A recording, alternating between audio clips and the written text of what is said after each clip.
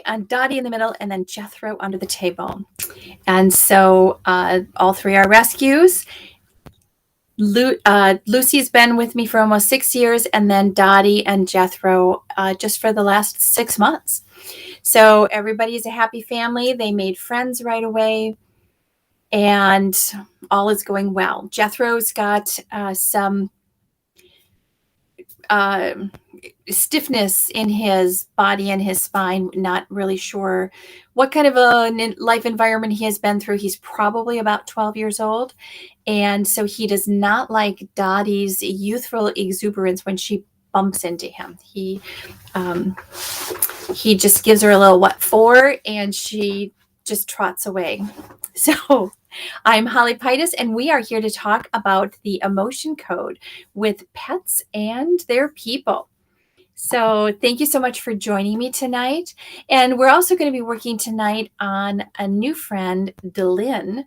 She is a hound dog. She lives with her new mom and came from a family, had to be rehomed.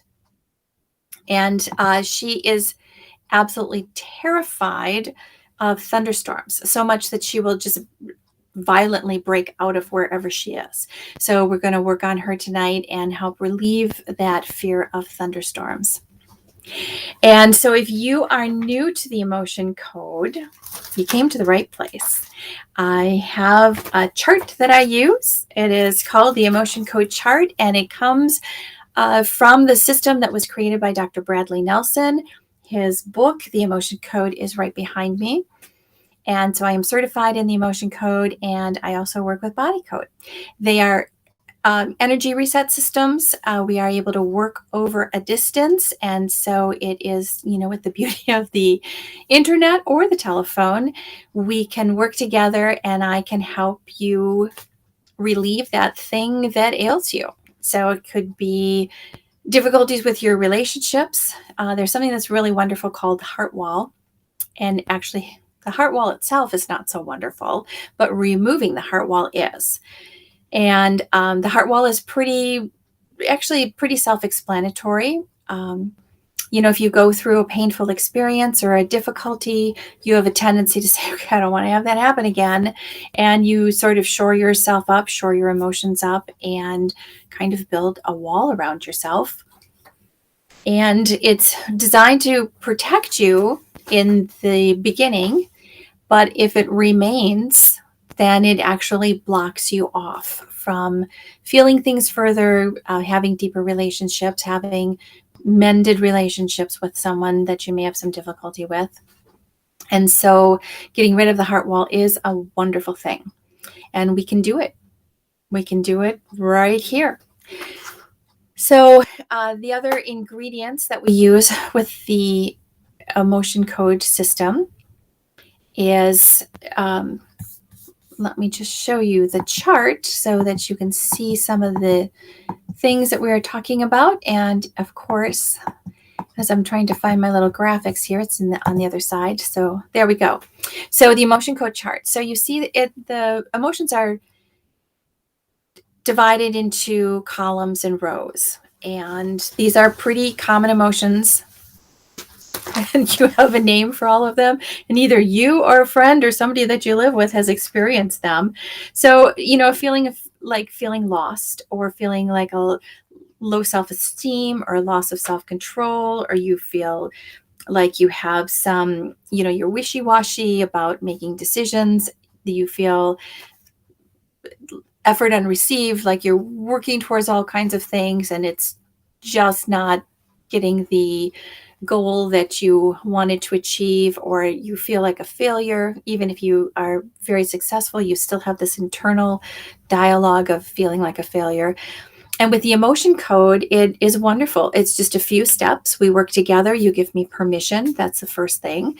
You can tell me what the element is that you want to get rid of, this symptom, the feeling that you want to get rid of. So maybe you want to feel successful, or maybe you want to have a better relationship with a family member or your spouse, a work peer of yours, or someone that you work with. And so you state what your goal is. I go through a series of questions that are just yes or no. They are not in any way invasive. You don't have to go into a big story. If it was some difficult trauma that you've been in the past, you don't have to retell that story. So it's really a wonderful system.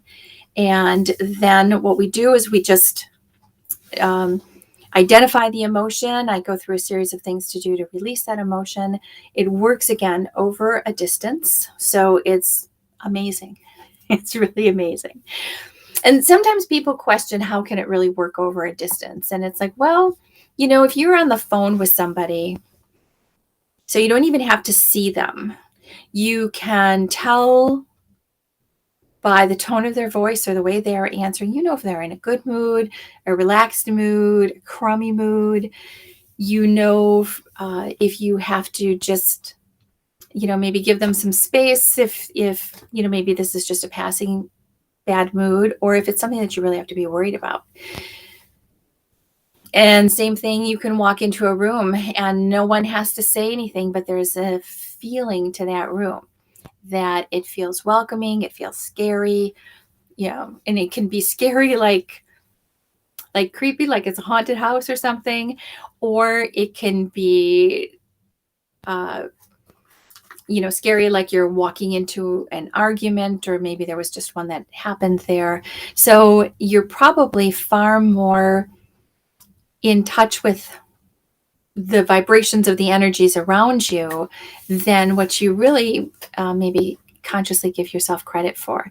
And that's really how the emotion code works. And again, I had mentioned the book. I mentioned Dr. Bradley Nelson. He's a retired holistic chiropractor. And through his chiropractics and with working with people and finding that even though they physically adjusted really well, there was always something that was still sort of nagging or something reoccurring for them.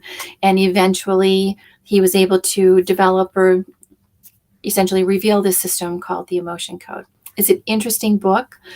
He's also pretty well available through different media channels and things. If you Google him, Dr. Bradley Nelson, he's a really interesting guy. He's got a lot to say. And so tonight, as I mentioned, if you are watching, and I think Lynn's mother was supposed to be joining us. I don't know if she is able to. And so I'm just going to say hi. And yep, sure enough, our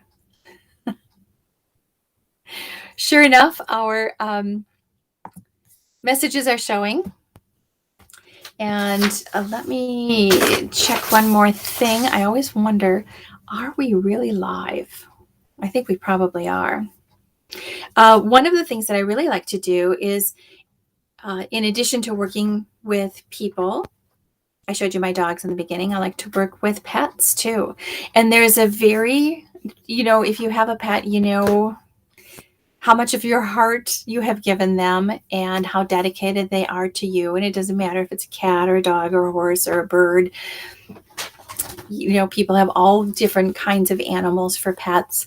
And I'm just naming a couple of common ones that we can have in our house. So, how much time we spend with them, how much we love them, how much we want to do for them.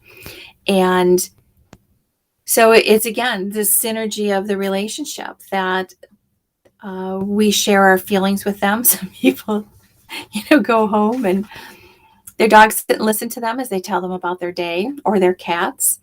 Or if somebody's working a little too hard on the laptop, the cat will take a walk across it to say, all right, you need to take a break and come and play with me for a little while. So they are integral parts of our lives. And we can also share our feelings with them. If, again, if we have a bad day at work or we're going through some sort of struggle, our pets can adopt those feelings or absorb those feelings. That's sometimes how they start to develop some bad habits, or what we would call a bad habit, like, they never used to do it and now suddenly they're digging in the trash, or starting to run away, or starting to bark in the middle of the night when there's nothing going on. They can also develop other things like, paw licking or scratching or things. And again, if we're working with your pets, I trust that you have a really good veterinary care team, that you are in touch with your vet, and that you make sure that there isn't something that needs actual acute medical treatment. But when it's a behavior of something, for example, I mentioned that I have my dogs came through a rescue. So I really don't know what happened to them in their first few years or several years of their life. There's little telltale signs. For example, Lucy, I know, had multiple litters of puppies because she looks like she had multiple litters of puppies. And, so she was stuck in something, she was found as a stray. So how did that happen?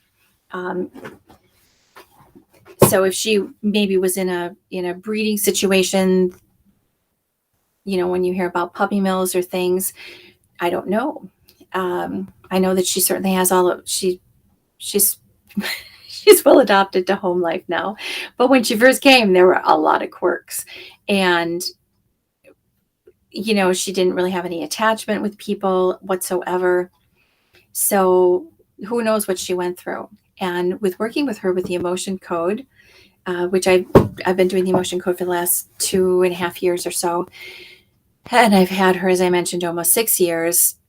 So there was a lot that was improved upon just with her being in a secure home. But then also just some of those things that we hang on to, they've been able to be released through using the emotion code.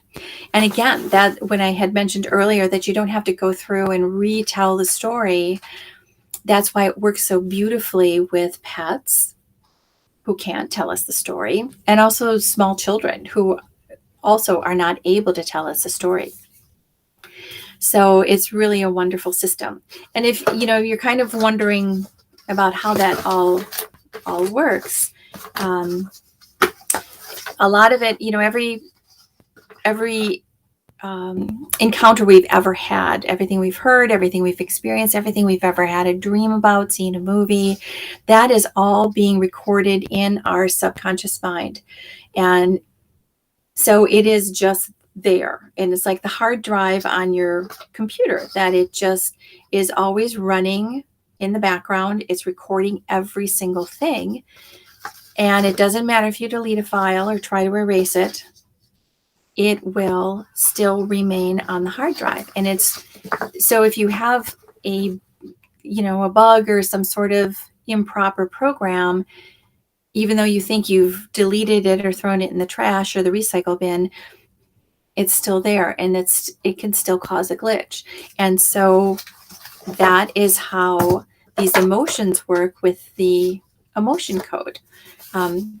Lots of times people call them negative trapped emotions, but I really don't think any emotion is negative. I just think that some emotions, if they hang around, can have a negative outlook or a negative outcome.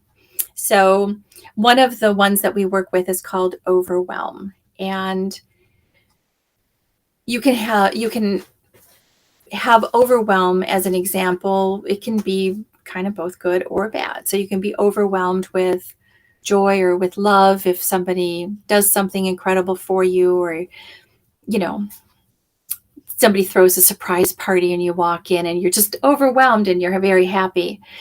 You can also be incredibly overwhelmed with all of the work that you have to do, or with all of the difficulties. Lots of times you feel like, well, there's one difficulty, and then suddenly you feel like, well, now all of these difficulties are snowballing and you are overwhelmed with how to deal with it.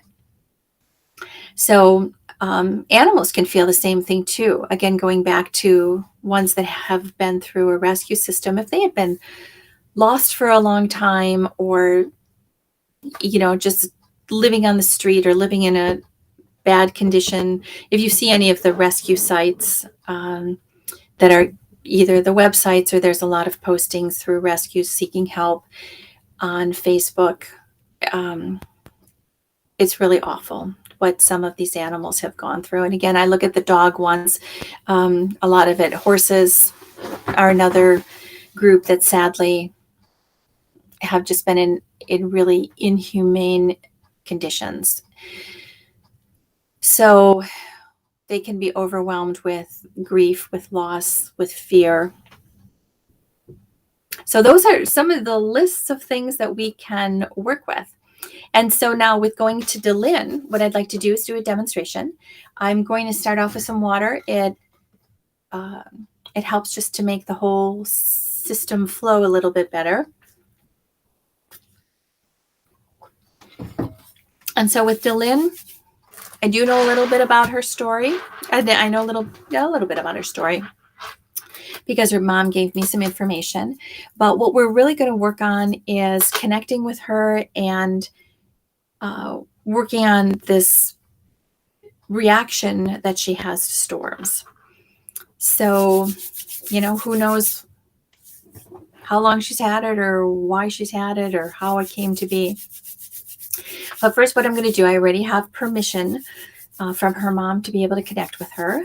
And so I am now actually going to utilize this. So all of this to the system. One of the things that Dr. Brad is very clear about is that this system is really a gift from God. And so by, whatever you want to call it, if you want to call it God or source or the universe or, the goodness of the ethos, that is where the I guess the benefit of the system comes from. So we're going to say a quick thank you for having this ability. And then I'm going to connect with Delin and ask Delin if we can release some of these trapped emotions that she has.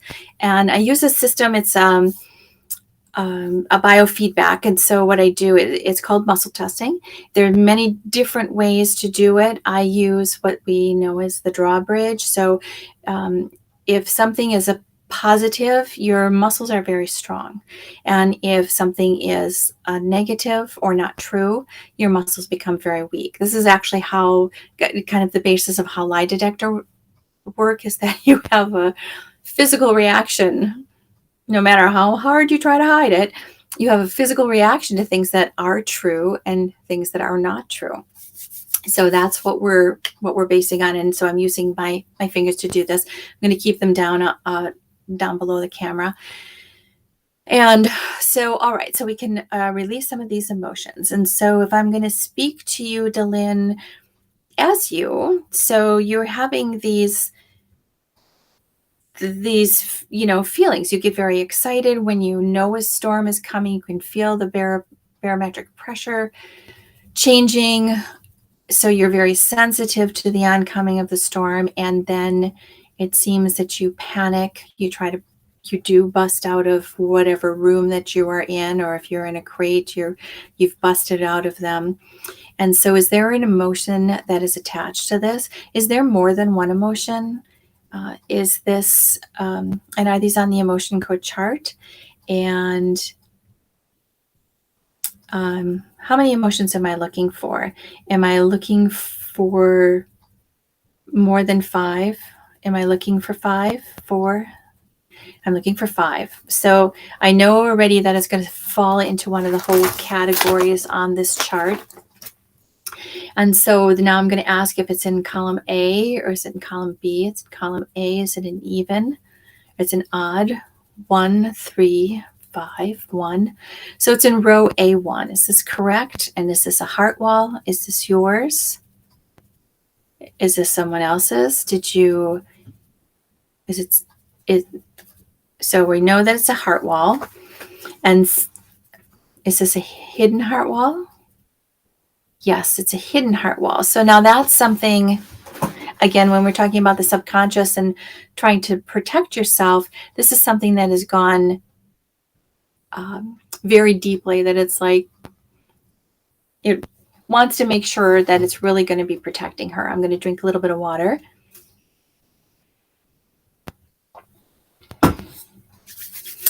All right, Delin, so we know that you have a hidden heart wall. And now is this yours? Did you get this from someone else? Yes. Did you get it from a person? Did you get it from another animal? Okay, so and this is something that you have absorbed? Is this something that you've inherited? Okay, so you've inherited. Do we need to know, is this your mom's side or your dad's side? It's your mom's side. You inherited it. Do we need to know how many generations it goes back? No. Can we release it? Yes. All right, so let me just go through the releasing.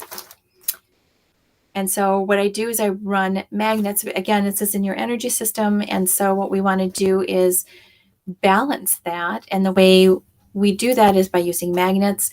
It's like running a magnet over your credit card strip and it will just erase it.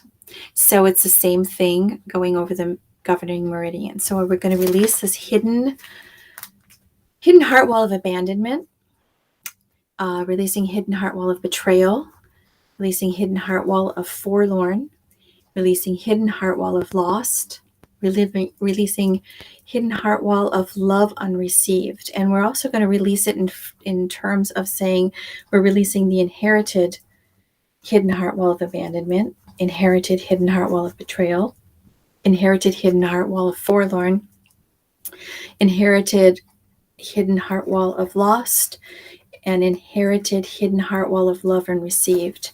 Additionally, we're going to go through and make sure that there's no vibrational resonance that is left over from this. So we are going to release any type of vibrational resonance that is connected with this hidden heart wall of inherited abandonment. Release any vibrational resonance that is connected with the hidden heart wall inherited of betrayal. Release the vibrational resonance of the hidden heart wall of the inherited forlorn, and release any vibrational resonance of the inherited hidden heart wall of lost. Release any vibrational resonance of the inherited hidden heart wall of love unreceived. Okay, so now I'm going to check this. I just want to ask again. So, Delaney, you had a hidden heart wall of these elements. Do you still have it? No. Did we release everything that you had to do with that? So now on a scale of 1 to 10, how much fear do you consider you have for storms coming? Is it a 10, 9, 8, 7, 6, 5, 4, 3, 2, 2? All right. And was it a 10 before? Yeah. So I didn't do the severity check live with you, but on a scale of 1 to 10, we like to know where it is currently so that as we're doing this process, we're able to release it and go down. So let me just take a little bit more water. And so I'm using this term inherited heart wall. And so I'm sure that you know that you have this again in your own life with your own family, that, you know, there are things that you might do because that's just the way your mother did them, or that's just the way your father did them. And sometimes you can say, well, it's a trait that I got on my mom's side or on my dad's side, or yeah, my Uncle Joe always does that. And so you think it's just in the family, when, you know, you inherit a lot more than just your eye color and your hair color and, you know, some of the shape of your nose, some of these things that are, you know, very obviously inherited traits, physical traits that you get from your family. But then there are also some of these emotional traits that do carry down from generation to generation. So you might have some neighbors where you can say, yeah, they're all mad. You know, they're all mad all the time. Or other families where you say, wow, they're all so nice, they're all so friendly. And sometimes you think, well, that's how they learned their manners or didn't learn their manners, when actually it can be something much deeper, and it can be this trait of emotions that has been passed down through the family. All right, so let me go back to Delyn. So Delyn, at a level 2 of this fear of storms, is there anything else that we can release for you? And again, is it on the emotion code chart? Is it a different group of emotions? Yes. So it's, did we completely release that heart wall before? Yes. All right, so with the different emotions, is this in column A or column B? It's in column A. Are we looking again for heart wall? No. Uh, so column A, is it even or odd? Column row 1, 3, 5, row 1. Okay, is this a trapped emotion? Is it a negative? Is that a hidden trapped emotion? No. Is it a heart wall? It's a hidden heart wall. No. So it's just a regular, what we would call just a regular trapped emotion. And is there more than one? Nope, just one. Is it abandonment, betrayal, forlorn, lost, love unreceived, abandonment? Okay, is this your feeling? Did you get it from someone else? Can we release this feeling of abandonment?